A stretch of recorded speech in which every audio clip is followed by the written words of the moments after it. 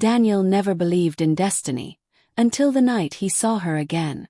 But before that moment, there had been another night years ago, when rain poured down in thick sheets over St. Mary's Secondary School. Everyone else was huddled in the dining hall, but Daniel and Tenny stood outside in the dim glow of the corridor light, soaked to the bone, their uniforms clinging to their bodies. "I'll marry you one day," Daniel whispered, brushing wet strands of hair from Tenny's face. His voice carried the stubborn certainty of youth. Tenny smiled, her dimples deepening, eyes glistening with more than rain. "You promise?" "I swear," he said, sealing it with a kiss that tasted of rain and hope. But promises are fragile things. After graduation, their paths scattered like dry leaves in the harmattan wind. Numbers changed. Letters never arrived. And no matter how hard they searched, they could never find each other again. Years later, Daniel's life had transformed. The boy who once chased footballs barefoot now drove sleek cars and signed business contracts. He'd found love again. Or at least something that looked like it. Her name was Bisola.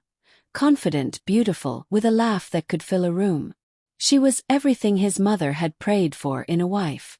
But Daniel didn't know that fate was quietly weaving an impossible knot that would drag his past into his present, and set his heart on fire once again.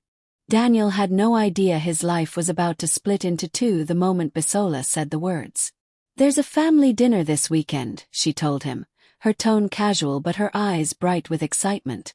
"My elder sister just got back from the UK. You'll like her, she's different." Daniel smirked, straightening his cufflinks. "Different how?" Bisola chuckled, scrolling through her phone. "You'll see. She's the quieter one in the family. But she means the world to me, so be on your best behavior." He didn't think much of it. Not until the night came. The house was warm, alive with the smell of jollof rice and grilled fish. Bisola's parents greeted him like family. Laughter flowed from the kitchen. And then the front door opened. She stepped in, suitcase in hand, hair cascading over her shoulders.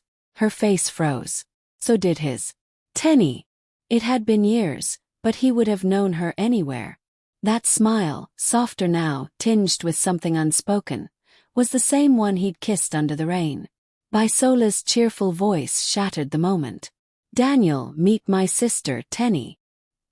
He forced a polite nod, bouquet trembling in his grip. Destiny had just walked back into his life, wearing his fiancée's bloodline. Dinner was a blur of clinking cutlery and polite laughter.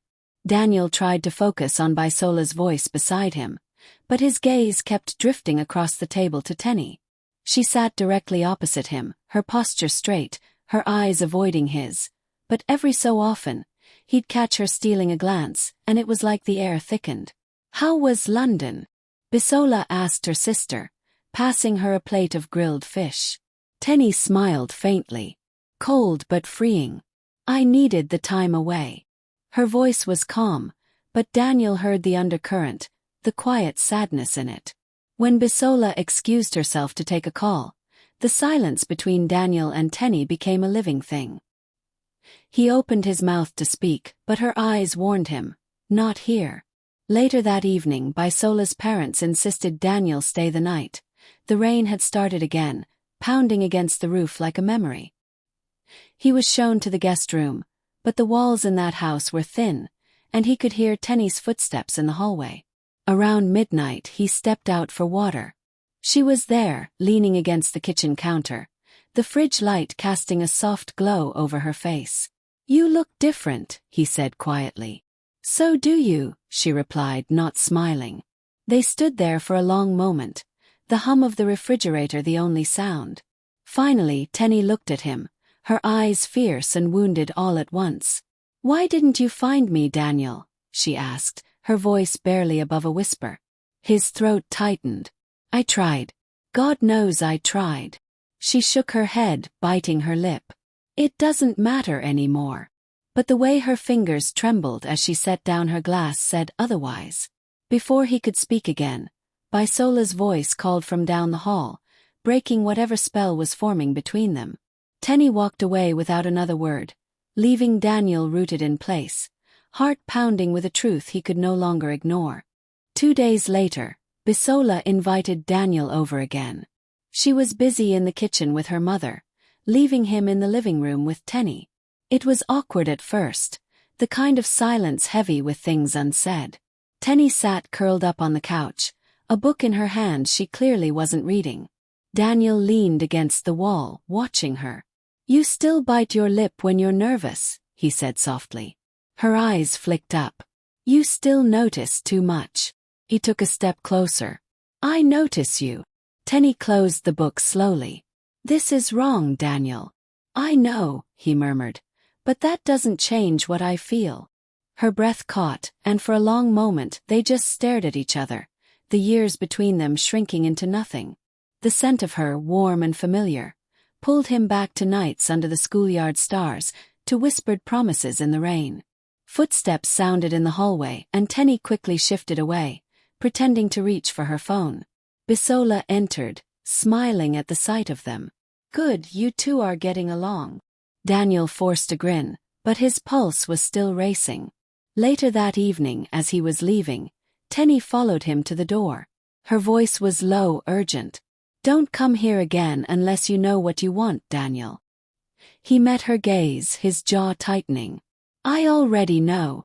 And with that, he stepped out into the cool night, every nerve in his body alive with the dangerous truth. The spark between them wasn't gone. It had just been waiting for the right moment to burn again. It happened on a Friday evening. Bisola had to travel unexpectedly for a work event, leaving Daniel with the perfect excuse to drop by and check on her parents. He knew Tenny would be there. When she opened the door, her eyes widened. "Daniel, what are you doing here?" "Bisola asked me to make sure everyone's all right," he lied smoothly. She hesitated, then stepped aside. The living room was quiet, the warm scent of stew drifting from the kitchen. They sat opposite each other, pretending to watch the TV, but the tension between them was electric. Finally, Daniel stood and walked over, standing in front of her. "I can't keep pretending," he said, his voice low. Tenny's breath quickened. "You're engaged to my sister. And you're the woman I've loved since I was 17. Her resolve cracked, the years of longing flickering in her eyes. He reached down, pulling her gently to her feet. For a moment they just stood there, their faces inches apart, the air thick with the heat of everything unsaid. When his lips touched hers, it wasn't gentle. It was desperate, hungry, years of separation poured into one kiss. She didn't push him away. Instead, her hands found his shoulders, gripping as though afraid he might vanish again. When they finally broke apart, she whispered, "We can't do this," even as her fingers still clung to him. But Daniel's voice was firm. "We already have." The sound of a car outside made them step apart instantly, hearts pounding. They weren't caught, not yet, but the line between them had been crossed and there was no going back. After that night, Daniel and Tenny moved like thieves in the dark. Every glance was coded, every touch stolen. They spoke in careful whispers, knowing one wrong move could shatter everything. He started visiting more often under one excuse or another, sometimes to bring Bisola flowers, sometimes to discuss wedding plans. But his real reason was always the same, to see Tenny. They met in quiet corners, the back porch after dinner, the dim hallway when everyone else was asleep. Their moments together were fleeting, but each one burned hotter than the last. A brush of fingers passing a plate. His hand lingering too long at her waist. Her eyes locking on his across a crowded room. One night, rain returned to the city, drumming against the roof like the night they'd made their promise years ago. Daniel found her in the kitchen, barefoot, her hair loose. Without a word, he pulled her close. "Daniel," she breathed, but her protest died when his lips claimed hers. The kiss deepened, and for a moment, the world outside ceased to exist. They didn't notice the faint sound of footsteps until it was too late. They sprang apart just as Bisola's mother entered, humming to herself, oblivious. Daniel's heart raced. That was too close. But as he looked at Tenny, he saw the same dangerous truth in her eyes. They were addicted to each other now. And addicts don't quit easily. The wedding was only 3 weeks away, and the pressure in Daniel's chest was growing heavier by the day. Bisola was radiant, spending her afternoons finalizing flower arrangements and choosing fabrics. But every time she smiled at him, a pang of guilt cut deeper, because her sister's scent was still on his skin. Tenny had started pulling back, avoiding him whenever she could. But Daniel knew it wasn't because she'd stopped feeling anything. It was because she was starting to feel too much. One Saturday afternoon, Bisola hosted a small gathering for friends and family. The house was buzzing with chatter and music. Daniel stood in the corner, drink in hand, scanning for Tenny. He found her in the kitchen, laughing with a cousin. The sight of her smiling at someone else made something primal twist inside him. When the cousin left, he stepped in, blocking her path. "We need to talk," he said, his voice low but firm. "Not here, Daniel," she warned, glancing toward the doorway. "Then tell me where." Her eyes darted, and finally she whispered, "The balcony." 10 minutes. The balcony was tucked away at the back of the house, hidden from most of the guests. When she joined him, the noise of the party faded into the background. "You're marrying my sister," she began, her voice tight. "You think this is going to end well?" "I think I made a promise to you that I never stopped meaning," he said, stepping closer. "And I can't walk away from that, Tenny. Not again." She shook her head, tears glistening in her eyes. "You don't understand, there's more you don't know." Before he could press her, Bisola's voice rang from inside. "Daniel. Tenny. Where are you?" They froze, the tension between them sharp enough to cut. Tenny stepped back, her face pale. "If you keep pushing this, Daniel, someone's going to get hurt." And as she slipped past him back into the house, he had the unsettling feeling that she wasn't just talking about Bisola. Silence gathered, a vow cracked now. The week before the wedding, Daniel's world began to unravel. Bisola was buried in last-minute preparations, leaving Daniel with long stretches of time alone, time he kept finding himself spending with Tenny. Their stolen moments had grown bolder, lingering touches in empty hallways, whispered confessions in shadowed corners. One night, after Bisola had gone to bed, Tenny knocked on Daniel's hotel room door. She stood there in the dim hallway light, her eyes stormy, her breath shallow. "This has to stop," she said, stepping inside without waiting for him to invite her. "I can't keep doing this. We're hurting her." Daniel's voice was low but fierce. "And what about us? Are we just supposed to pretend we never happened? Pretend this isn't real?" Tenny's hands trembled as he took them in his. "Daniel, there's something you don't know about why we lost contact after school. Something Bisola knows. And if you knew it, you'd never forgive either of us." Before he could ask, she kissed him, hard, urgent, as though trying to burn the memory into her soul before walking away forever. When she pulled back, her eyes glistened. "I can't tell you now," she whispered. "But soon, you'll find out everything." She left before he could stop her, the echo of her footsteps leaving him with a sense of dread he couldn't shake. The next morning, Bisola announced she wanted all 3 of them to travel to her hometown together before the wedding, a trip that would force them into close quarters for days. Daniel's heart pounded.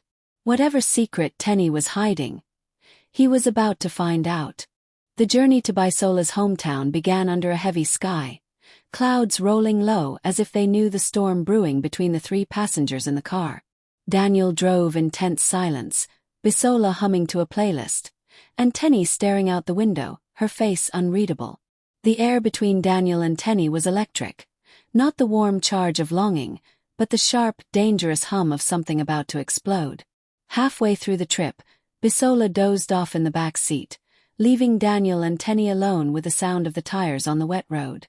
"You can't keep running from this," Daniel said quietly. "I'm not running," Tenny replied without looking at him. "I'm trying to protect you." "From what?" Her eyes flicked to the rearview mirror, checking that Bisola was still asleep, then back to him. "From the truth. From what she's capable of if she finds out." Before he could press her, A sudden downpour blurred the windshield. Daniel slowed the car, but the road was slick. A shadowy figure stepped into their lane. He swerved hard, the tires screeched, and the car spun before jolting to a stop at the roadside. Bisola woke with a gasp, grabbing his arm. "What happened?" she cried. Daniel's chest was heaving. Outside, the figure was gone, swallowed by the rain. Tenny's voice was barely audible. "Daniel, that wasn't an accident." Bisola's eyes darted between them. "What are you talking about?" Tenny's hand gripped Daniel's arm, her nails digging in. "She knows, Daniel. And she's not going to let us make it to the wedding." Lightning flashed, and in that white-hot second, Daniel realized she wasn't talking about Bisola's disapproval. She was talking about something far darker.